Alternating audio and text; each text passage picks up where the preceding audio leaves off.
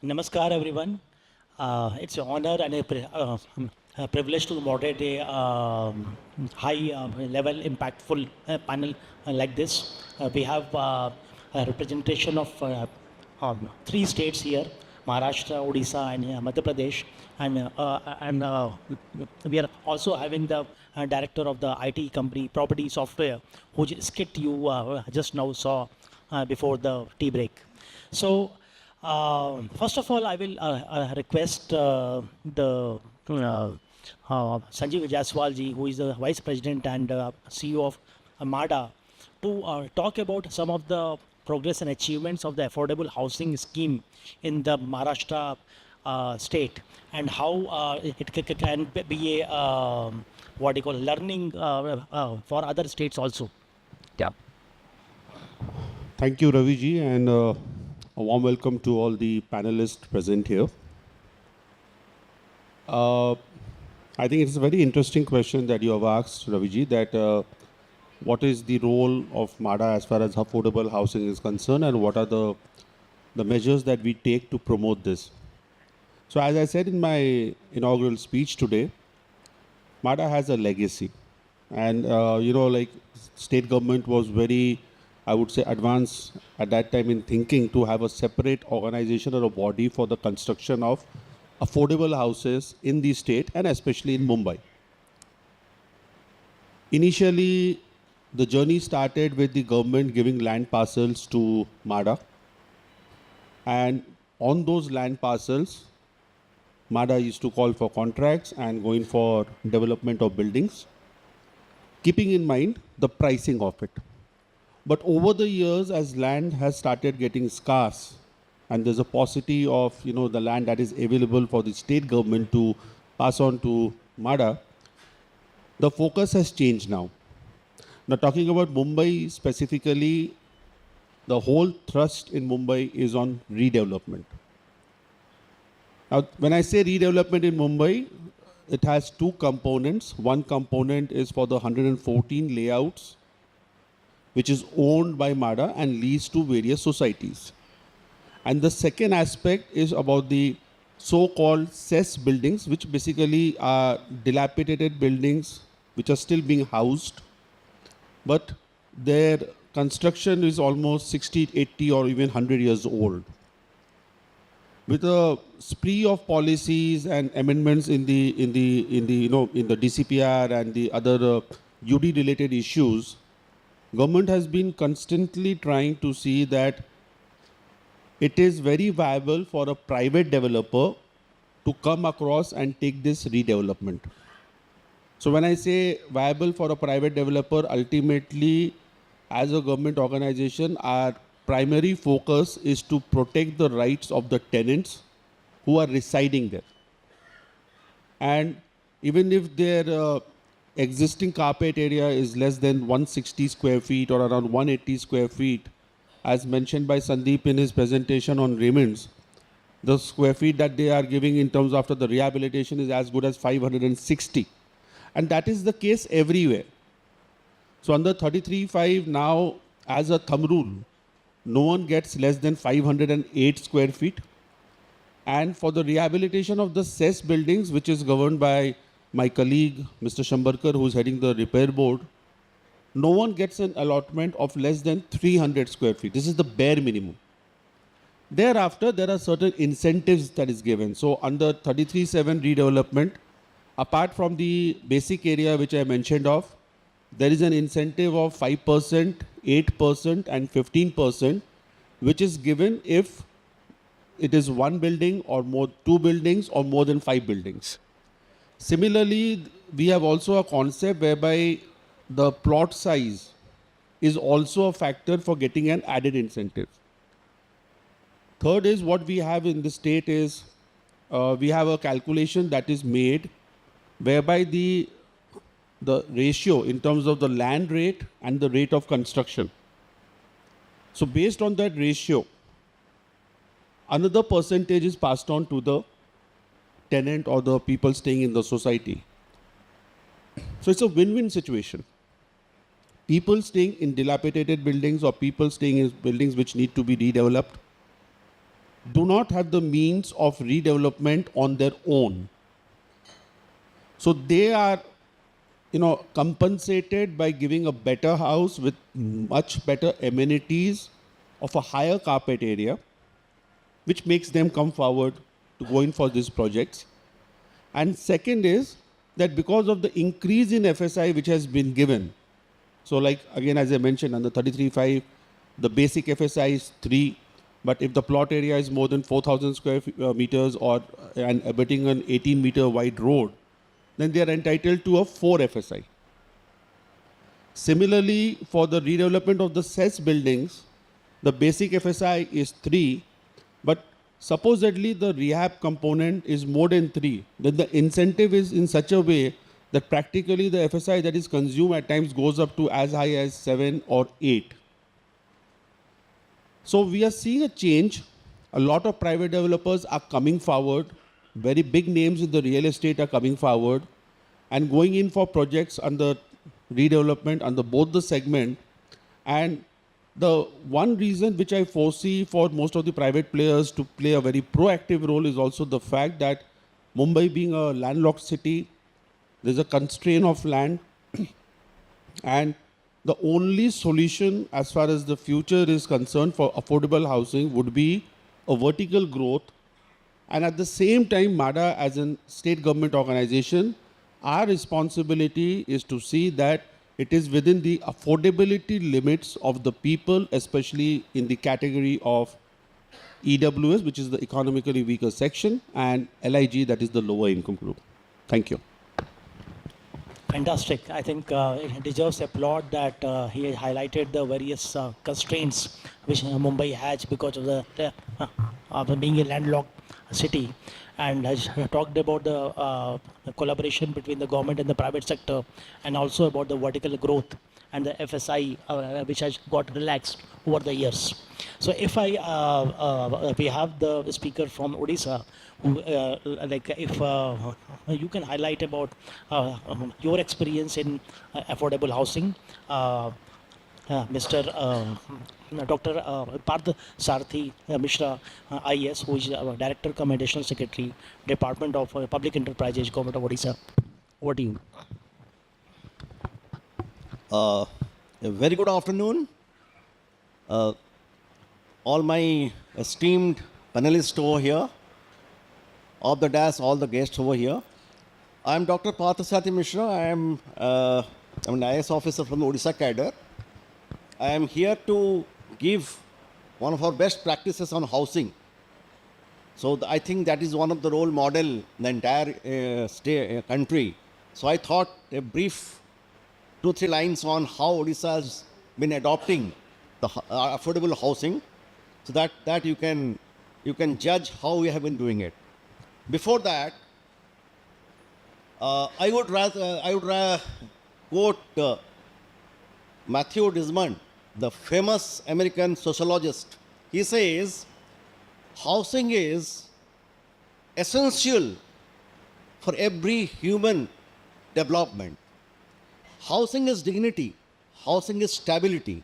Without housing, the entire ecology of life fails. So housing has become so very important for all of us. Wherever we stay here. It has become one of the most palpable reality where all officers, bureaucrats, we face every day.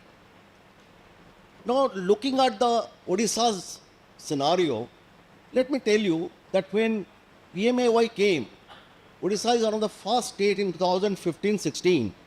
We have adopted 2 very ambitious policies, and accordingly the entire plan was done. One is called Awas, the other is called the Jaga Mission.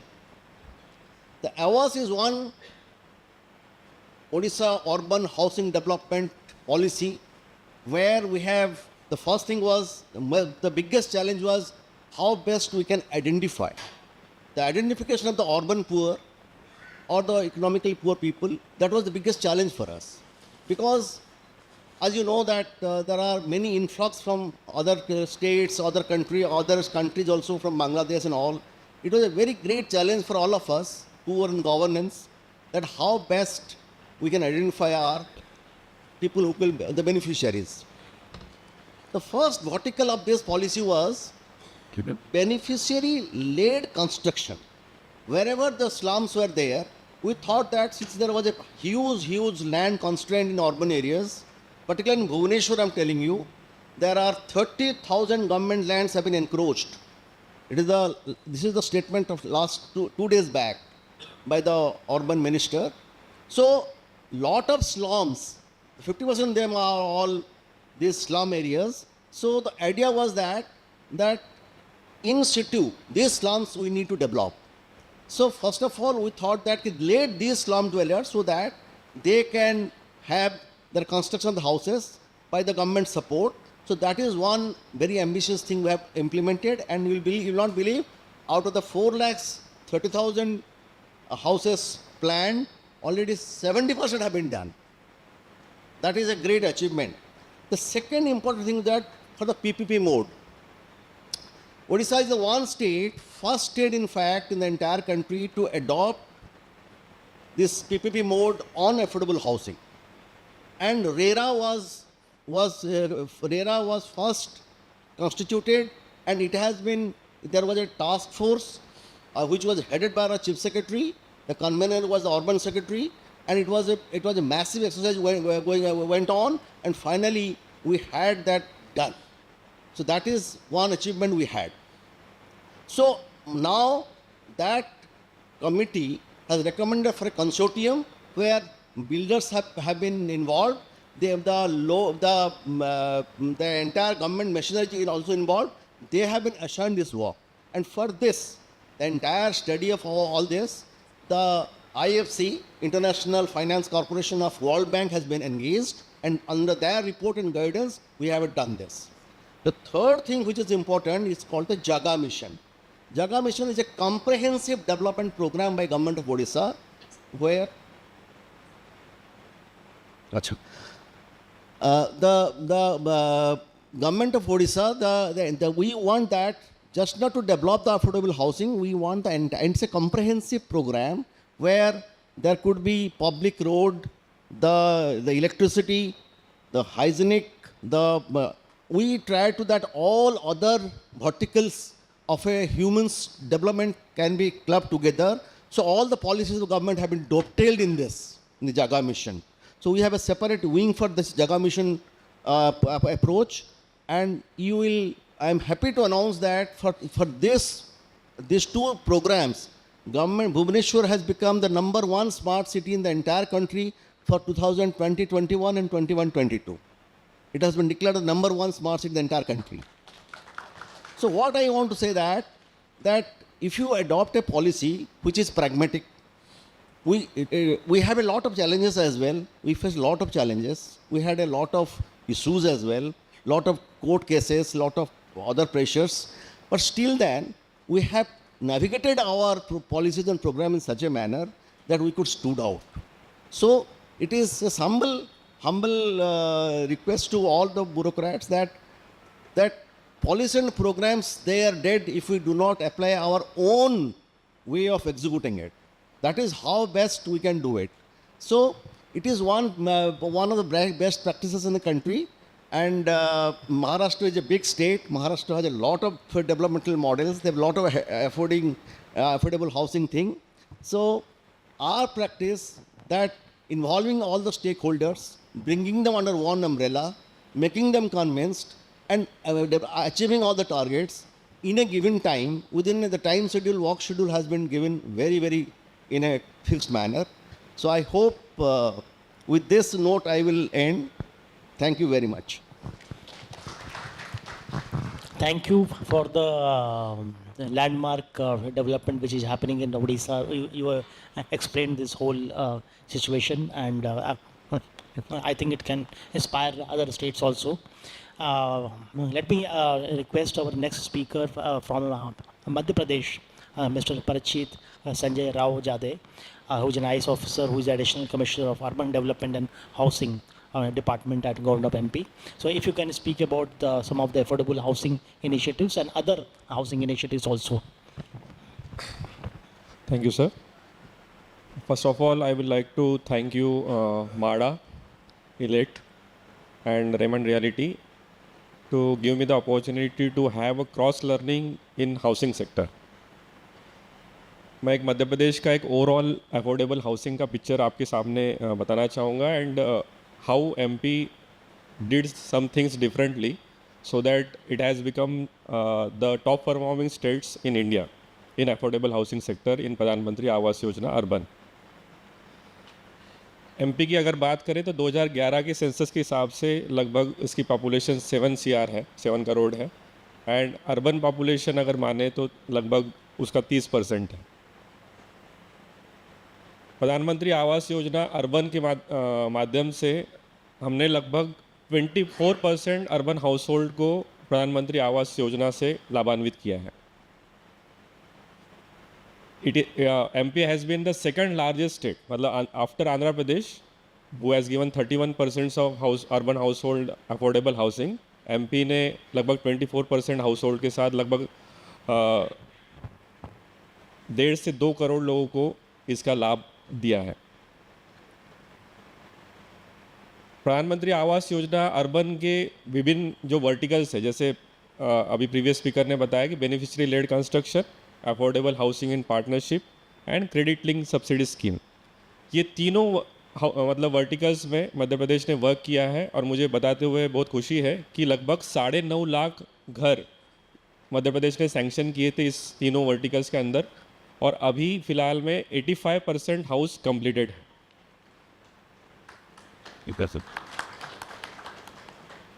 जो challenges है affordable housing ने हमने previous introductory session में भी देखा कि सबसे crucial issue है लैंड, अफोर्डेबल लैंड. तो मध्य प्रदेश में इसमें एक जो चीज़ की है कि उनका एक 1984 की पॉलिसी है एंड 2023 की पॉलिसी है कि अगर कोई परिवार उस आबादी क्षेत्र में बहुत सालों से रह रहा है तो with minimum premium we can give them आवासीय भूअधिकार पट्टा. Secondly, in affordable housing in partnership projects, government has given free land for that projects. लगभग पूरे मध्य प्रदेश में 79 projects affordable housing in partnership में चल रहा है, जिसमें लगभग 50,000 घर बन रहे हैं और अभी लगभग 36,000 घर उसमें कंप्लीट हैं. तो जो एक लैंड का इशू था तो गवर्नमेंट ने उसको अपने ऊपर लेते हुए फ्री ऑफ कॉस्ट लैंड देने पे ज़्यादा फोकस किया. Secondly, in affordable housing in partnership में बेनिफिशियरीज को 2 कैटेगरी में किया है कि एक स्लम कैटेगरी है और एक नॉन स्लम कैटेगरी है. तो स्लम कैटेगरी को, हितग्राही को उन्होंने अपार्ट फ्रॉम जो central subsidy and state subsidy है जो 1.5 लाख रुपए है, उनका जो कंट्रीब्यूशन है, हितग्राही का जो कंट्रीब्यूशन है उसको 2 लाख रुपीज़ पे कैप कर दिया है. मतलब हितग्राही को उससे ज़्यादा रुपए देना नहीं पड़ेगा. तो it has become affordable for EWS beneficiaries, BPL beneficiaries. And apart from slum beneficiary, जो नॉन स्लम बेनिफिशरीज है उनको भी अफोर्डेबल हाउसिंग के रूप में जो सब्सिडी जो है 3 लाख की, बट जैसे फ्री ऑफ कॉस्ट लैंड से उनके जो 1-2 लाख रुपए बचते हैं वो. सेकेंडली, इंफ्रास्ट्रक्चर का जो कॉस्ट बचता है एंड एक क्रॉस सब्सिडी का भी एक मैं आगे बताऊंगा, एक क्रॉस सब्सिडी का भी कंपोनेंट है जिससे उनका हाउस लगभग 5-6 लाख या एवरेज 7 से 8 लाख रुपए में उनको एक अच्छा आवास मिलता है. क्रॉस सब्सिडी मॉडल में बारे में बताना चाहूँगा कि गवर्नमेंट ने जो कि फ्री ऑफ कॉस्ट लैंड दी है, वहाँ पे एक इंक्लूसिव ग्रोथ इंश्योर करने के लिए उन्होंने EWS के साथ साथ LIG, MIG, HIG की भी फ्लैट्स वहाँ पे बनाए हैं और साथ साथ में वहाँ पे कमर्शियल डेवलपमेंट के हिसाब से शॉप्स भी वहाँ पे बनाए हैं. तो बेसिकली ये जो LIG, MIG, HIG या शॉप्स जो है उनसे जो प्रॉफिट आता है उससे क्रॉस सब्सिडी की है EWS बेनिफिशरीज के हाउस होल्ड्स के लिए. तो एक इनोवेटिव फाइनेंसिंग मैकेनिज्म है जो MP ने अपनाया है. इसके अलावा एक एडिशनल सब्सिडी जो कंस्ट्रक्शन लेबर्स हैं हमारे, तो उनको एक सेपरेट स्कीम से एडिशनल AHP के घटक में 1 लाख रुपए तक का अनुदान उनमें दिया जाता है. एक और इनिशिएटिव जो किया है मध्य प्रदेश शासन ने कि एक try party agreement between bank, हितग्राही और government, that urban local bodies, ये एक इनोवेटिव मैकेनिज्म उन्होंने डेवलप किया है जिसमें urban local body will be the guarantor for the loans. Banks हमेशा एक कोलैटरल और मतलब गारंटी चाहती है कि हमारा लोन रिपे हो, बट बहुत बार इन हितग्राहियों का सिविल स्कोर हो या इनके पास डॉक्यूमेंटेशन हो वो नहीं रहता है, तो इसलिए ये एक ट्राई पार्टी एग्रीमेंट इन तीनों स्टेक होल्डर्स के साथ किया जाता है, जिससे उनको लोन इजीली मिल जाता है. तो that initiative is also there. Secondly, एक कन्वर्जेंस जो आप मतलब गवर्नमेंट स्कीम्स का है, जैसे अमृत मिशन है, SBM है, मुख्यमंत्री आवास योजना वाला वहाँ पे एक स्कीम चलता है, कायाकल्प योजना चलती है, तो इन सारे स्कीम से इन प्रोजेक्ट्स में कैसे हम एक सोशल इंफ्रास्ट्रक्चर दे सकते हैं, इस पे भी उसमें ध्यान दिया गया है. आखिरी में एक इनोवेटिव जो कंस्ट्रक्शन टेक्नोलॉजीज़ है, आपने एक इंदौर लाइट हाउस प्रोजेक्ट के बारे में सभी ने सुना होगा. वहाँ पे लगभग 1000 फैमिलीज़ के लिए प्री फैब्रिकेटेड सैंडविच पैनल जो टेक्नोलॉजी है उसके माध्यम से एक टावर्स वहाँ पे बनाए गए हैं. तो इनोवेशंस को भी यहाँ पे बढ़ावा दिया गया है. तो इन सब इनिशिएटिव्स की वजह से Madhya Pradesh has been the top 5 performing state in Pradhan Mantri Awas urban योजना. Again, if I would like to thank you, ILETS, for giving me the opportunity to share the Madhya Pradesh experience with you. Thank you. Great experience, great sharing. I think each of the state has unique approaches to this affordable housing based on their own socio-economic and other land-related issues. Now, we have on the panel here a representative from the IT industry. Property software is here, and I will request them to speak about the what are the opportunities for IT industry to speed up or make the housing sector easier to access by the common man. So Mr. Jitendra Joshi, who is the director of properties here. Over to you. Thank you very much. Thank you very much to ILETS, MHADA, for giving us this opportunity and honor to be part of this wonderful panel. So I am looking at affordable housing from the perspective of providing IT solution to make the whole thing work smoothly and in a most effective way. So when we look at the challenge of providing an IT solution or doing IT intervention for affordable housing, there are two aspects of it. So the first aspect is the authority or the housing body who is providing those houses to the urban poor, or so to say. And the second party or second aspect of this group is are the beneficiaries or the citizens who are aspiring to have houses in a city like Mumbai, which is like their lifetime dream. So then we look at it as what are the two important things for each of them. So from the housing authority perspective, they need to make sure the beneficiaries are identified in the best possible way. The person who is receiving house is the duly eligible and a genuine buyer. So the government money should not go waste. And from the buyer's perspective, whatever the platform is there, it should be transparent, it should be easy to use. So ease of using or usability is the most important point from the buyer's point of view. So buyer and seller, so it is like providing a marketplace for buyer and seller.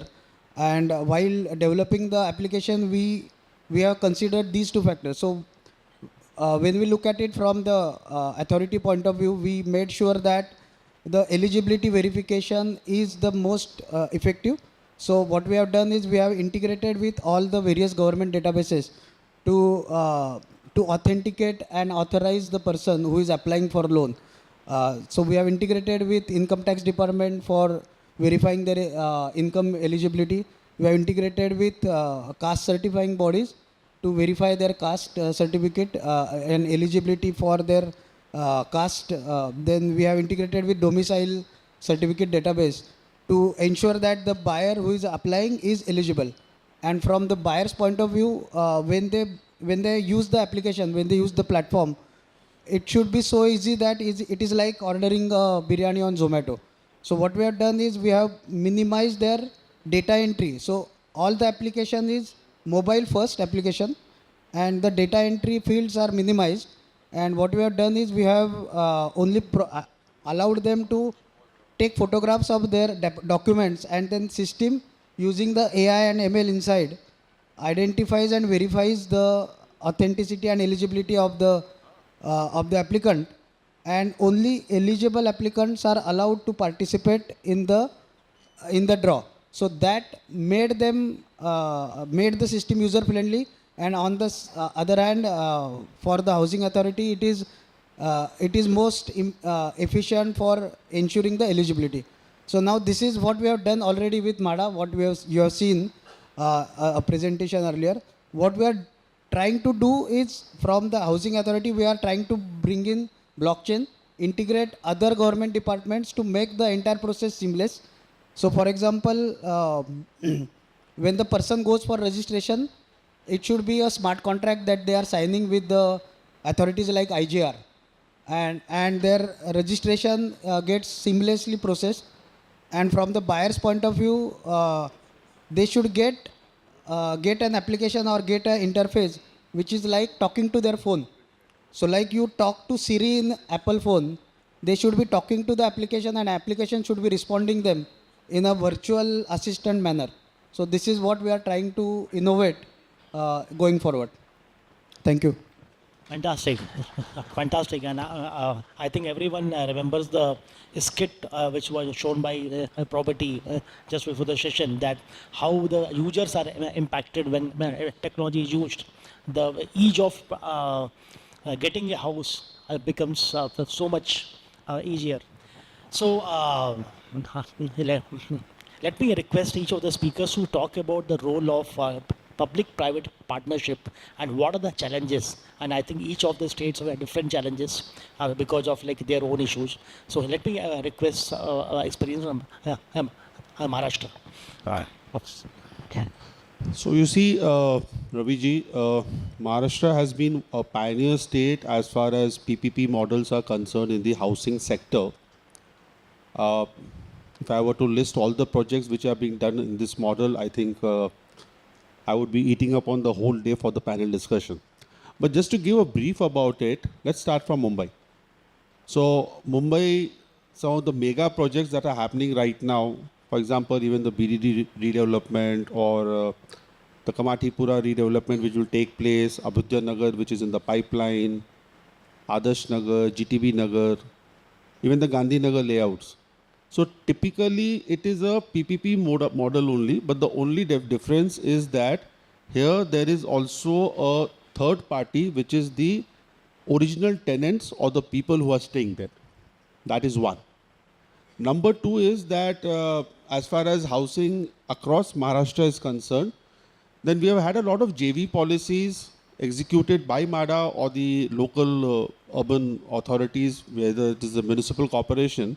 And in Maharashtra specifically, we have a separate housing board which is called Maha Housing, which primarily goes into a JV model of redevelopment or fresh greenfield projects, whereby a private player, government, and ultimately the beneficiary. So this is very well set here. Now, the challenge in this is that all these projects take a lot of time, especially if it's a greenfield project. And if it is a brownfield project, then there is the gestation period for the project to start off is at least 2 years to get the land vacated, to get them shifted, to come to an amicable deal as far as what is the rent to be paid, because that much of transit accommodations are not available, and limited, again, the related issues of permission, clearances, and so on. So somehow, because land, land as a purchase factor is something which is not financed institutionally. So the initial capital which is stuck up on the point of if I see it from the developer's point of view, and thereon, the first return that they can expect is when they start their free sale booking, which is again linked up to completion of the rehab in the same proportion. So this makes the cash flow little difficult. So this is one second aspect which I would like to highlight as far as Mumbai specifically is concerned.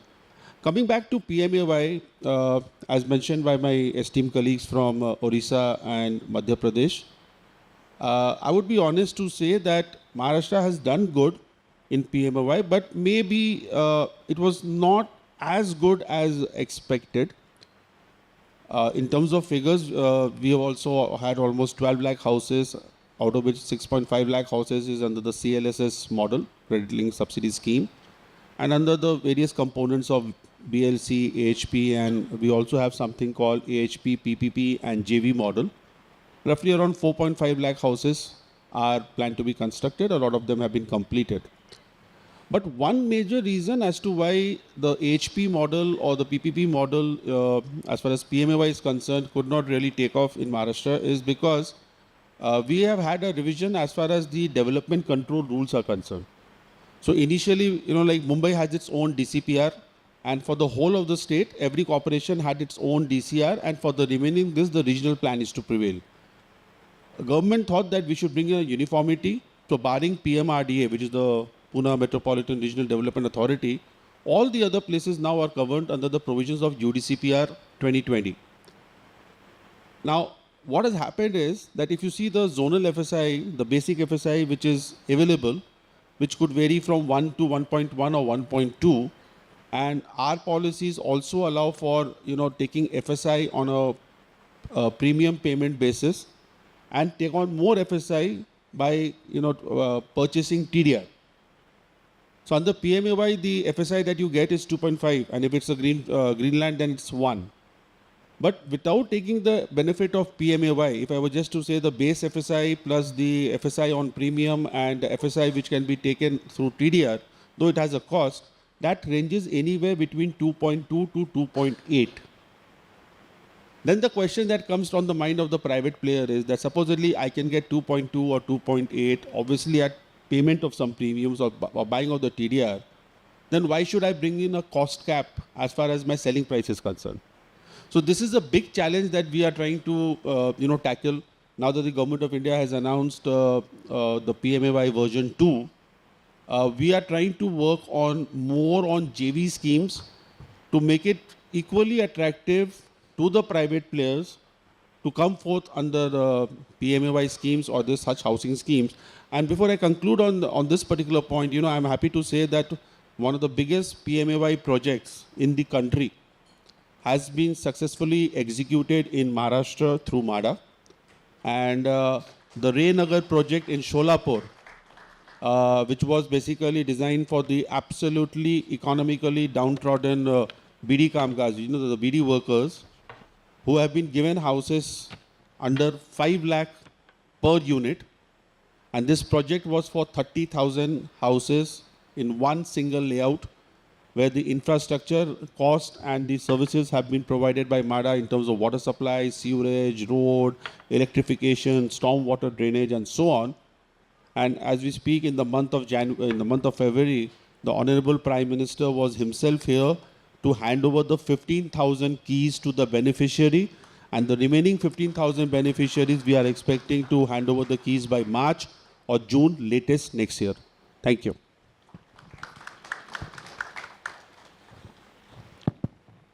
An additional question, Sanjeev ji, that Mumbai is also hub of one of the most expensive real estate in the country. So every day we are like seeing announces 50 crore flat, 100 crore flats and stuff like that. So there is a huge anomaly between affordable housing and the premium housing. So as a housing department, what is the vision to keep the housing accessible? You have hit upon a very touching issue as far as Mumbai is concerned. It's a fact that the prices of the housing units in Mumbai is very high. As I mentioned in the earlier part, that the affordability index of Mumbai is around 51 in 2023. The good thing is that it was 53 in 2022. And if I were to speak about the affordability index way back in 2010, it was around 93. Pre-pandemic, that is in 2019, it was around 67. So from almost 93 in 2010, we have come down to 51, but yet it is very high than the national average, which is around 30. And that is what the guidelines of the housing department says. Second aspect is, as per the definition of RBI, the affordable housing pricing as far as Mumbai is concerned is 65 lakhs. I'm happy to say that the houses that are constructed by MADA in Mumbai also, in the category of EWS and LIG, the price ranges anywhere between 30 to 60 or 70 lakhs on an average.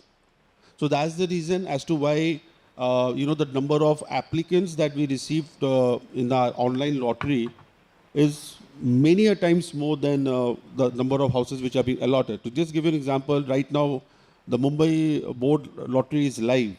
And for 2,000 odd houses, we have already received more than 60,000 applications. 6 months back, we had another round of Mumbai board where for 4,000 houses, we received almost 1,20,000 plus applications. So MADA houses are definitely very much affordable. The concern is for the affordable housing which is made available through the private sector. Now the silver lining is that if all the redevelopment projects, whether it is the almost 2.25 lakh dwelling units which are in the 114 layouts, or the roughly 2 to 3 lakh dwelling units which are there in the CES buildings.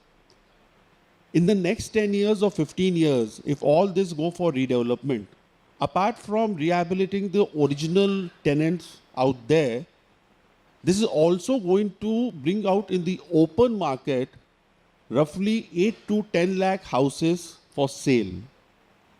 Now when I say 8 to 10 lakh houses for sale, if the supply would be so high, then definitely the equilibrium of pricing would have a slight positive impact as far as the costing is concerned.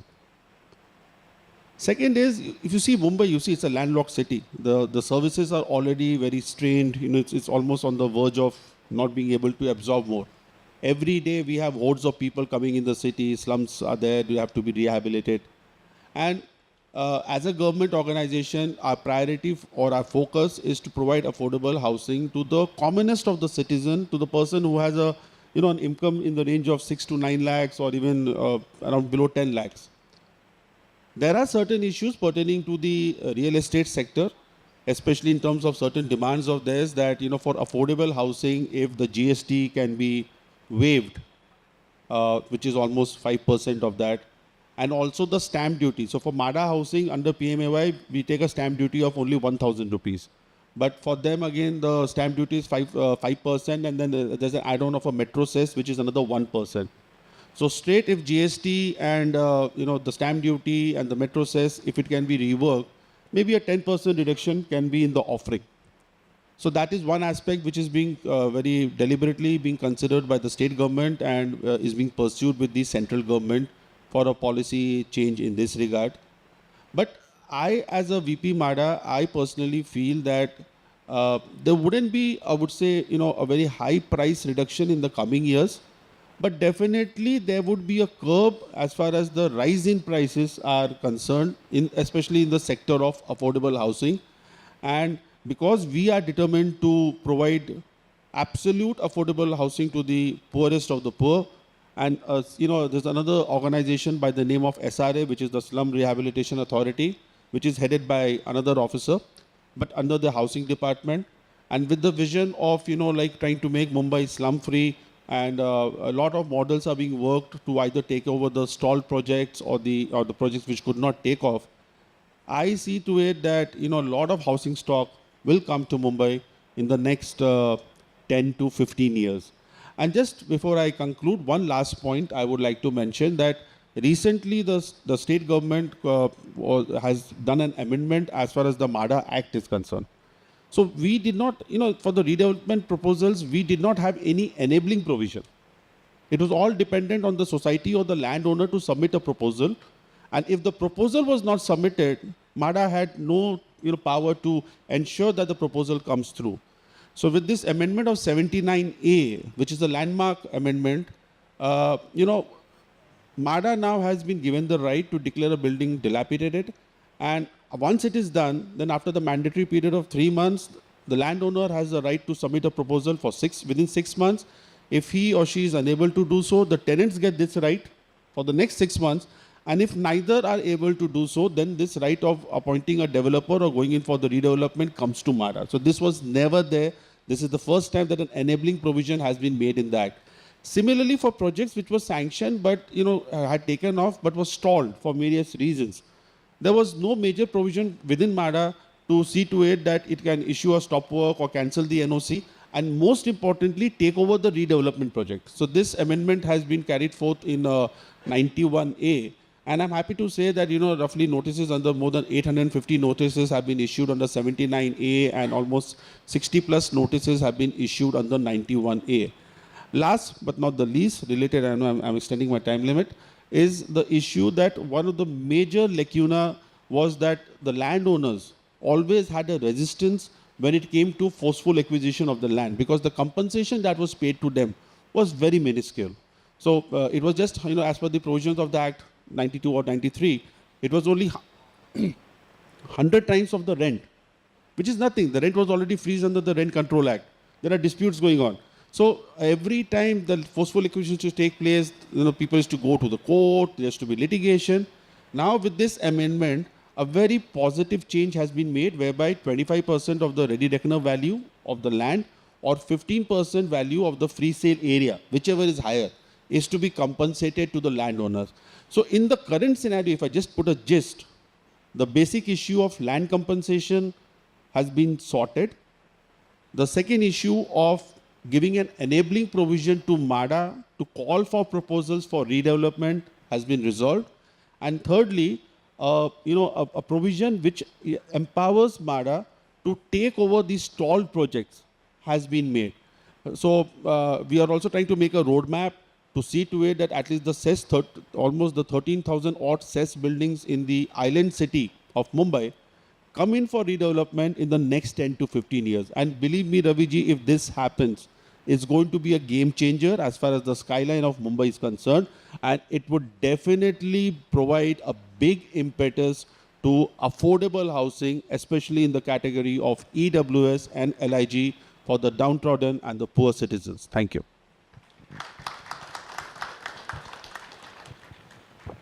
A lot of action and reforms, I think, are happening in this housing sector in Maharashtra and also in Mumbai. And kudos to the dynamic leadership of this government, which is taking all these steps. And I think these steps will also inspire that other states who are facing similar issues, they can adopt these lessons and ideas from here. So let me request our speaker from MP, Madhya Pradesh, to talk about role of the private sector in the development of housing sector in your state, and how is the government and private sector collaboration happening there? Thank you, Raviji.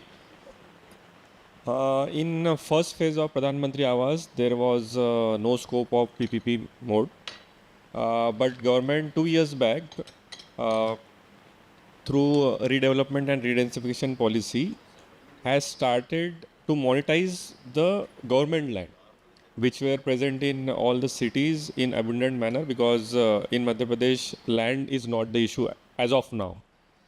So under this policy, in public-private partnership, government lease out the land to the private developer, and in exchange developed some, for example, in government setup offices were developed, in some cities colleges were developed, in some cities houses were developed. So in that mode, Madhya Pradesh government is trying to leverage the advantage of land. Secondly, the policy matter is in pipeline for affordable housing in Pradhan Mantri Awas second phase, because it has been made a vertical under Pradhan Mantri Awas Urban second phase by central government only, that you have to implement it in a public-private partnership. So a policy is in pipeline, and I think with the cross-learning from Maharashtra, Odisha, a good policy would be developed in the near future, and we would be able to rope in the private players all across the country to invest in Madhya Pradesh. Thank you. Fantastic. And let us hear from Odisha experience. If you can talk about collaboration between the government and the private sector. Thank you, Rabiji. As I told you that the state of Odisha is one of those early boards which captured the spirit of PMAY. In 2000, right back in 2015-16, this PPP mode we brought in. Now the biggest question was that how to bring them under one umbrella, because no builder will come immediately that for the affordable housing, that they will always calculate and so we thought that let's have a complete all the stakeholders will come under one umbrella. They will debate, discuss, and we have to come to a. So we involved, as I told you that International Finance Corporation by World Bank, we gave them the charge of doing a consortium where the government led by the General Administration Department and Urban Development. We have one department, Urban and Housing Department. It's one department there. And the Housing Corporation was also there. And secondly, we involved RERA because we thought that if you want to bring the builders under our fold, let the RERA be involved. So RERA was the first, constituted in Odisha, and we involved them also. Thirdly, we also involved the Builders Association because they also have a lot of hesitancy to come and participate in that. We also involved them. Then we also involved the Bhubaneswar Development Authority and all the financial institutions, whoever are, the banks, the cooperatives, and all the. So everybody was there. So after a lot of sessions, brainstorming session, lot of inviting objections, we finally come to a policy decision. So now this, as per this policy decision, the lands used to be given by the Bhubaneswar Development Authority, and in Bhubaneswar city we have lands owned by General Administration Department, which has given leased land to BDA, Bhubaneswar Development Authority, as well as Municipal Corporation. So they also, the two things, they also allot lands. So the lands will be given to them, to the builders. We also had an open tender where the builders also participated. Quoting on their subsidy and all, we have decided. It's a very transparent way of decision.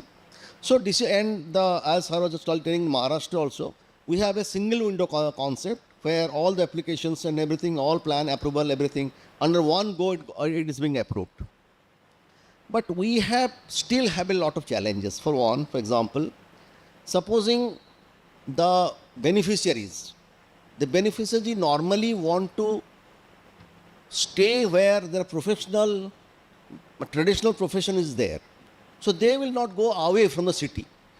And in the city, we have a lot of constraint of lands. So if they go 20 kilometers, 30 kilometers away from the city, our experience says they will never go there. Again, they will here and there until either they sell it off or they will put it on rent. So that was not our motto actually. We want that these houses, wherever they are, let it be developed in situ. For that vertical part, that we have decided, and we have already inaugurated 9 vertical, very high-rise buildings in Bhubaneswar. These are all by BDA and Housing Board. They have done it. So the beneficiaries, the initial apprehensions of the builders, as my colleague from the Madhya Pradesh said, the government become a guarantor. Government remained a guarantor so that there will be no crisis of confidence among the builders, among the other parties or beneficiaries. Everybody should be under. They shouldn't have any confusion. Apart from this are all policy decisions. Secondly, we wanted that how this is to be executed, because we need a constant monitoring.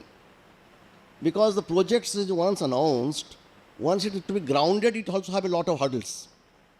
Plan approval, then encroachments, then legal cases, compensation issues, huge things are coming up.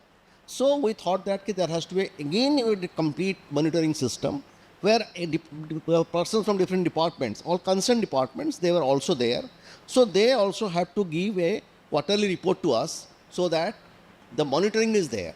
Then there is also social auditing also done by a third party, we have already outsourced this to third party. They make a social auditing of all this. So the whole idea is that if the policy is good, in fact, Odisha got the under PMAY, it got the best policy, best state have a innovative policy initiative in 2021. But by adopting a policy doesn't make it has to be grounded in time. So the time should not exceed the time schedule or the work schedule or whatever the.